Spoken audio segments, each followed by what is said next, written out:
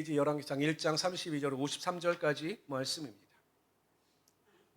다윗이 노쇠했을 때 그 다윗의 넷째 아들인 아도니아는 스스로 자신이 왕이 되기를 원했습니다. 그리고 자신이 왕이 될 수 있는 방법이 무엇인가를 깨닫고 요압과 아비아다를 통해서 스스로 왕이 되려고 하였습니다. 그러나 하나님의 뜻은 분명했습니다. 하나님은 다윗을 통하여 솔로몬이 내 뒤를 이어 왕이 될 것이다라고 말씀해 주셨고, 그 약속을 알고 있는 다윗도 밧세바에게 솔로몬이 왕이 될 것이다라고 이야기를 하였습니다. 모든 상황이 하나님의 뜻대로 돌아가지 않자 나단 선지자가 나섭니다. 밧세바를 찾아가 당신에게 약속한 그 다윗의 약속을 기억나게 하고, 또 내가 당신을 도움으로 반드시 솔로몬이 왕이 되어야 한다, 아도니아가 왕이 되어서는 안 된다라고 이야기를 합니다.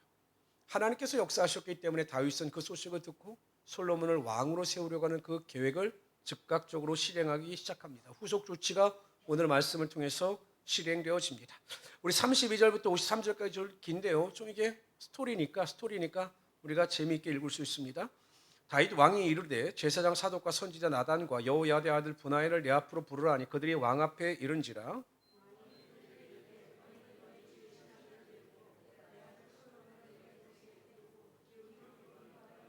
거기서 제사장 사독과 선지자 나단은 그에게 기름을 부어 이스라엘 왕으로 삼고, 너희는 뿔나파를 불며 솔로몬 왕은 만세수로 하옵소서 하고,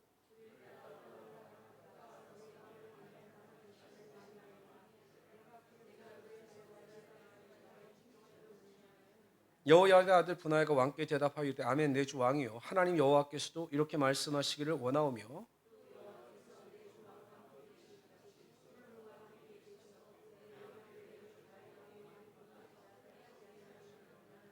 제사장 사독과 선지자 나단과 여호야다의 아들 브나야와 그렛 사람과 블레셋 사람이 내려가서 솔로몬을 다윗 왕의 노새에 태우고 인도하여 기온으로 가서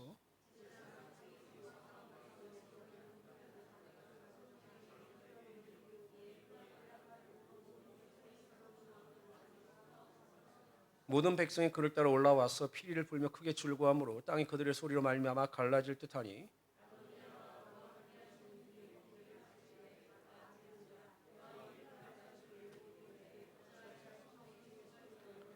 말할 때 제사장 아비아들의 아들 요나단이 오는지라. 아도니아가 이르되 들어오라, 너는 용사라 아름다운 소식을 가져오는도다.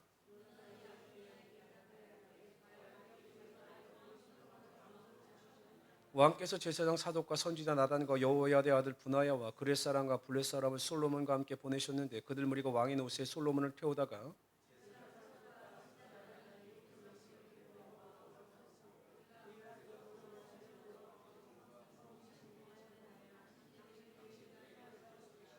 또 솔로몬은 왕좌에 앉아 있고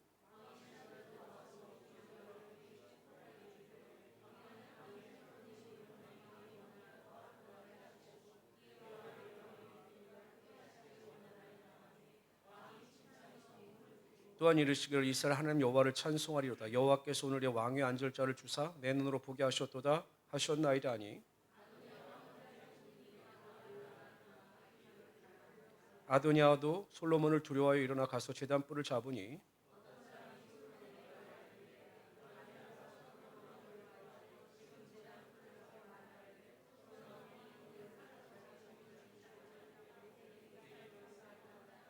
솔로몬이 이르되 그가 만일 선한 사람일진데 그의 머리털 하나도 땅에 떨어지지 아니하려니와 그에게 악한 것이 보이면 죽이리라 하고,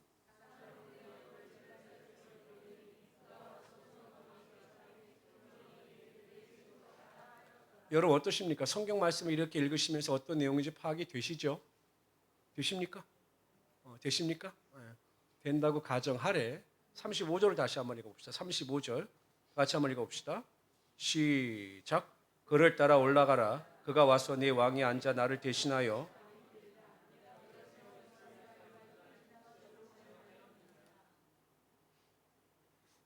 저는 오늘 본 말씀을 읽으면서 가장 제 마음속에 와닿았던 단어가 지명이라고 하는 단어입니다. 지명.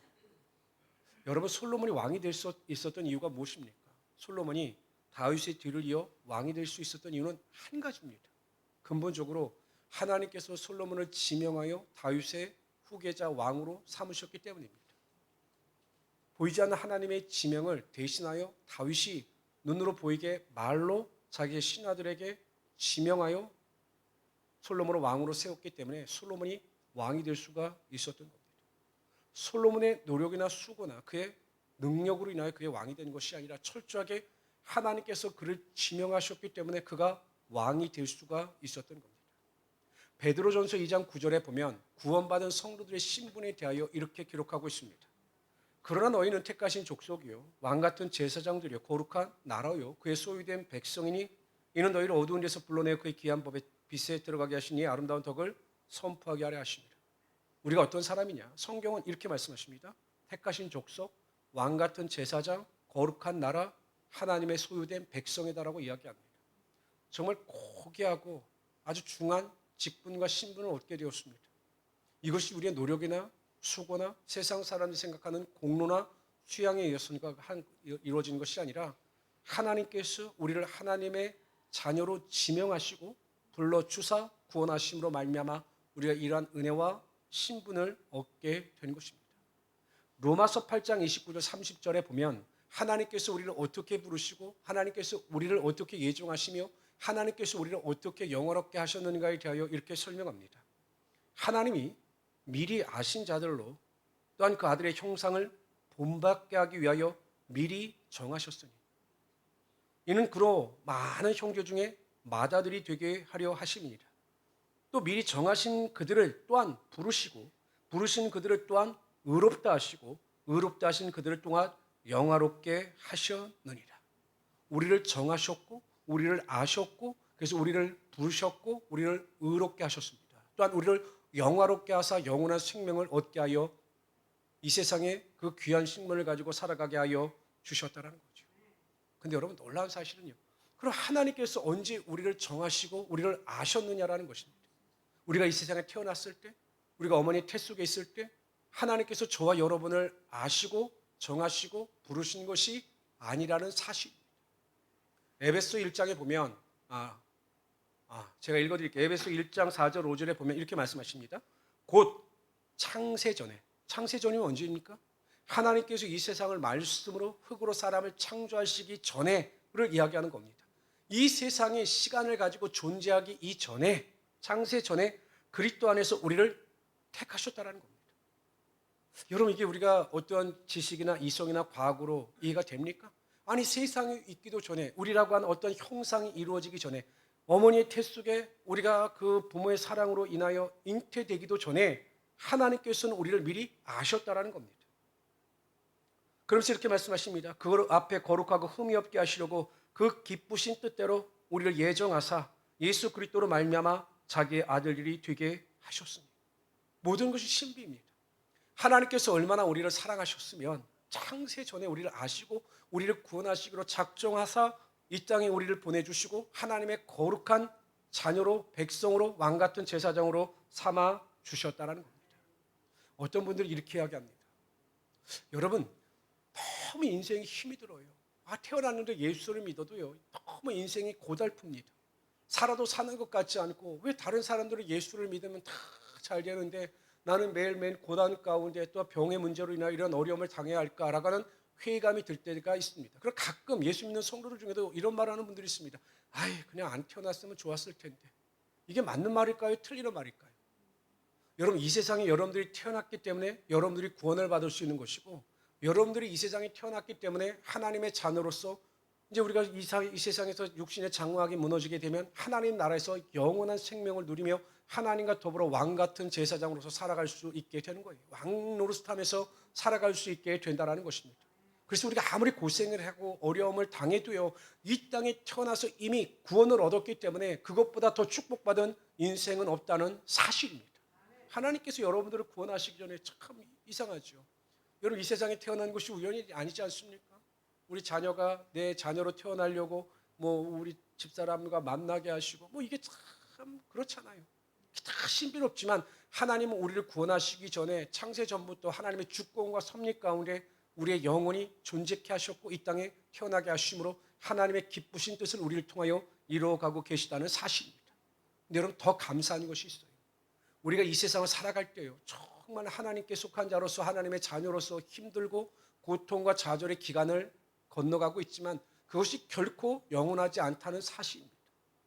아까 제가 잠깐 보여드렸던 건데 로마서 8장 32절 말씀을 다 같이 한번 읽어봅시다. 있습니다. 시작. 자기 아들을 아끼지 아니하시고 우리 모든 사람을 위하여 다시 한번 읽습니다. 시작. 자기 아들을 아끼지 아니하시고 우리 모든 사람을 위하여 내주시니가. 여러분, 하나님께서는요 우리를 구원하시기 위하여 하나님의 가장 귀한 독생자 예수를 이 땅에 보내주시고 십자의 고난을 담당케 하심으로 말미암아 우리를 죄에서 구원하시고 하나님의 자녀 삼아 주셨습니다.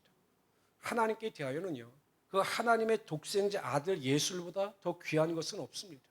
근데 그 가장 귀한 것을 우리에게 내어주신 하나님의 사랑이 우리가 이 세상을 살아갈 때 우리에게 필요한 모든 것을 채워주시지 않겠느냐, 이렇게 사도 바울은 반문하고 있는 겁니다. 이 반어법은요 반드시 하나님께서 우리의 필요를 채워주시고 우리의 삶을 공급하시며 우리의 삶에 넘치도록 하나님의 은혜와 능력이 나타나게 하여 주신다는 겁니다.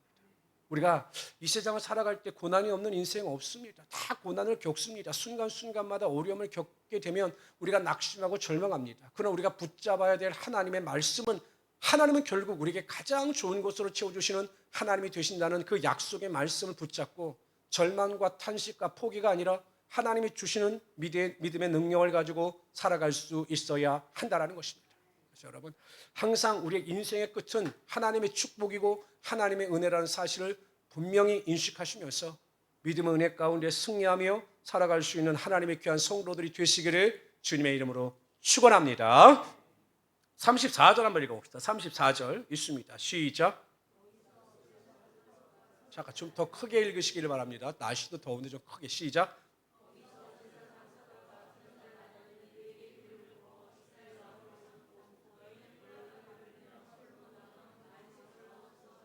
저를 쳐다보시길 바랍니다. 이제 설교를 많이 들으셨어요. 그리고 제가 못해도 한 100번은 한 것 같습니다. 여러분, 구약시대예요. 구약시대에 기름 부음을 통해서, 신권사님 말하지 마세요. 기름 부음을 통해서 직분 세움을 받는 그 직분이 세 가지가 있었죠. 기억하십니까? 첫 번째는 왕, 두 번째는, 제가 여러분들 얼굴 안 볼 테니까 말했어요. 두 번째는 제사장, 세 번째 시작이 선자입니다. 세 번째 선지자입니다. 왕, 제사장, 선지자는 기름을 부어서 직분을 감당케 했습니다. 여러분, 그래서 여러분 보세요. 보통 우리가 예수 그리스도 이렇게 이야기를 하지 않습니까? 예수 그리스도. 예수는 구약 성경에 보면 여호수아가 예수입니다. 그러니까 구원자 의미를 가지고 있는 것이 예수예요. 그리스도는 순수하게 헬라어 의미로 기름 부음을 받은 자입니다. 그럼 예수님께서는 기름 부음을 받은 자입니다. 그럼 예수님께서 이 땅에 오셔서 어떤 사명을 감당하셨는가? 왕으로서, 제사장으로서, 선지자로서의 사명을 감당하셨다. 그래서 예수가 그리스도 기름 부음 받은 자가 된다. 이렇게 설명을 할 수가 있는 겁니다. 결국 여러분, 기름은 성령을 의미하는 겁니다. 성령을 의미하는 것이기 때문에 결국 하나님께서 기름을 부어 왕으로 그를 세우셨다라고 하는 의미는, 왕은 자신의 능력이나 자신의 지혜나 자신의 명철을 의지하지 말고 하나님께서 부어주시는 성령의 능력을 의지하여 그 직분을 감당해 나가야 한다라고 하는 사실을 말씀하고 있는 겁니다. 그래서 여러분, 사무엘상 16장 13절에도 보면 이렇게 기록되어져 있습니다. 사무엘이 기름 뿔병을 가져다가 그의 형제 중에서 그에게 부었더니, 다윗에게 부었더니 이날 이후로 다윗이 여호와의 영에게 크게 감동되니라. 그럼 다윗에게 기름을 부었을 때 성령이 그에게 임하사 성령의 감동을 통해서 다윗이 하나님의 기름 부은 자답게 살아갈 수 있게 되었다라는 것입니다. 예수님께서요 40일 동안 부활하신 뒤에 제자들에게 하나님의 나라에 대해서 말씀하시면서 승천하시기 전에 말씀하신 마지막 예언의 메시지가 있습니다. 예루살렘을 떠나지 말라라는 것이었습니다. 그러면 너희가 몇 날이 못 돼요 성령으로 세례를 받을 것이다 라고 말씀하셨습니다. 오랜 기간이 아닙니다. 몇 날이 못 되어서 성령의 능력을 받을 것이다 라고 말씀하시면서 제자들이 보는 앞에서 승천하셨습니다. 성경에는요 예수님의 부활을 목격한 사람들이 한 500명, 승천을 목격한 사람들이 500명 정도 되지 않느냐, 고린도전서 말씀을 통해서 이야기도 하지만 정확한 그 숫자는 우리가 정확히 파악할 수는 없습니다. 근데 여러분, 예수님께서 승천하시기 전에 뭐라고 말씀하셨냐면 이 말씀이었습니다. 그들에게 사명 감당에 대해서 말씀하시면서 이렇게 말씀하셨어요. 오직 성령이 너에게 임하시면 너희가 무엇을 받습니까? 권능을 받고 예루살렘과 온 유대와 사마리아와 땅끝까지 이뤄내 증인이 되리라. 예수님께서 강조하신 것은 사명입니다. 증인, 마르티스, 순교자적 삶을 살아가야 한다. 이것이 예수님께서 강조하신 마지막 유언의 초점입니다. 그러나 예수님은 무책임하게 그들이 아무 능력 없이 사명을 감당하게 내버려 두시지 않으셨습니다. 믿음이 없고 연약한 자들, 능력이 없고 연약한 자들이 그 증인이 되기 위해서 아둥바둥 살게 그렇게 내버려 두지 않으셨습니다. 성령을 약속하신 거죠. 너희가 사모하여 성령의 능력을 받게 되면, 권능을 받게 되면 그 능력을 힘입어 너희들에게 세상이 감당할 수 없는 능력이 나타남으로 말미암아 너희가 내 사명, 증인의 삶을 감당할 수 있게 될 것이다라고 약속하셨습니다. 몇 날이 못 되었습니다. 계산해 보면 약 10일 정도의 시간이 흐른 뒤에 그 오순절날 마가의 다락방에 성령의 능력이 임하게 됩니다. 베드로도 야고보도 요한도 전혀 다른 사람들이 되었습니다. 사람을 무서워하지 않고 하나님의 약속의 말씀을 붙잡고 그들의 사명을 감당해 나갑니다. 얼마 전까지 보였던 그 베드로와 요한의 모습이 아니라 세상이 감당할 수 없는 믿음의 사람, 사명자로 변화된 것입니다. 이유는 한 가지입니다. 성령의 능력이 그들에게 임했기 때문이죠. 우리에게 주는 메시지도 마찬가지입니다. 이 죄악된 세상을 우리가 이기며 살아갈 수 있는 것, 믿음으로 모든 어둠의 세력을 물리치며 살아갈 수 있는 단 한 가지 이유는 예수님께서 여전히 우리에게 보혜사 성령을 허락하셨고 예비하셨고 주시기로 작정하셨기 때문에 우리가 사모하여 그 성령 충만을 받을 때 우리가 세상을 넉넉히 이기며 살아갈 수 있게 된다는 겁니다. 성령의 능력이 없으면 우리가 한순간도 살아갈 수가 없습니다. 육신의 소욕이 지배하는, 우리의 죄악된 그 속성을 지배하는 이 시대 가운데 우리가 세상을 이기고 믿음 안에서 승리할 수 있는 방법은 전혀 없습니다. 오직 보혜사 성령께서 우리를 도와주셔야 그 성령 충만을 통하여 우리가 잠깐 순간이라도 하나님의 은혜를 망각하지 아니하고 성령의 은혜 가운데 믿음을 지키며 살아갈 수 있게 된다는 것입니다. 여러분 보세요. 예배를 조금만, 저도 마찬가지입니다. 기도를 조금만 방심하면 금세 여러분 분노가 치밀어지고 마음속에 악한 감정이 틈탑니다. 조금만 성령의 능력을 사모하지 않게 되면 그 마음속에 알 수 없는 그 실망감과 좌절감이 급속합니다. 그러나 또 여전히 그럼에도 불구하고 하나님의 은혜를 갈망하며 하나님 저에게 성령의 능력을 부어주사 항상 기뻐하고 쉬지 않고 기도하고 범사에 감사할 수 있도록 도와주십시오라고 기도하면 그 성령의 능력을 통해서 회복해 하시고 그 능력을 힘입어 살아갈 수 있게 하여 주시는 거죠. 그래서 우리는 항상 성령의 충만함을 사모할 수 있어야 하는 것입니다. 성령의 능력이 임하셔야 우리 마음과 생각 속에 있는 부정적인 생각과 부정적인 모든 것이 다 떠나가게 되는 겁니다. 어느 권사님의 간증입니다. 집에 있는데 갑자기 병원에서 연락이 왔습니다. 남편이 교통사고가 나서 병원으로 후송이 됐는데 빨리 보호자가 병원으로 와야 한다. 그 전화번호를 보고 전화했다라는 겁니다. 사인을 하셔야 된다라고 급히 오라고 연락이 왔습니다. 어느 정도 다쳤는지 어느 정도 위급한지 전혀 알려주지 않고 무조건 병원으로 오라고 하니까 이 권사님이 정신없이 병원으로 달려갔습니다. 가보니까요, 이 다발성 골절, 그러니까 교통사고가 크게 나, 횡단보도에서 크게 나면서 온몸의 뼈가 골절이 되고 출혈이, 과다 출혈이 나타난 겁니다. 그러니까 이게 출혈이 나는 부분을 빨리 잡지 아니하면 이 쇼크로 곧 사망할 수 있는 그런 위기였습니다. 그래서 급히 사인을 하고 수술실에 들어갔습니다. 한참 시간이 지났는데 의사들이 나와서 그 출혈 부위를 잡기는 잡았지만 너무 출혈이 많기 때문에 쇼크로 인하여 밤새 어떻게 될지 모르니 보호자는 떠나가지 말고 이 중환자실 앞에 대기하고 있으라고 하는 그 의사의 이야기를 듣습니다. 얼마나 여러분 마음이 먹먹했겠습니까? 저도 경험해 보았는데요. 그 중환자실에서, 그 수술실에서 그 정말 생명을 다투는 그 시간을 기다리는 그 마음은요, 경험해 보지 않은 사람은 모릅니다. 사랑하는 사람이 그 수술실에 들어갔는데 이 수술이 그 사람의 생명을 좌지우지할 정도로 중요한 수술입니다. 수술이 잘못되면 죽을 수도 있습니다. 그 순간 혼자 수술실 앞에서 앉아 있을 때 그 심정은요, 경험해 보지 않은 사람은 모릅니다. 저는 그 동생이, 그 막내 동생이 그렇게 수술 받을 때 그 수술 앞에서 저 혼자 있었거든요. 아무도 없는 그 고요함 속에서 저 혼자 있었습니다. 의사도 나오지도 않고. 그러니까 그런 심정이었겠죠, 그 권사님. 그러니까 너무 답답한 겁니다. 환자의 상태도 알려주는 사람도 계속 수술만 끝나고 나서 아무도 없으니까요.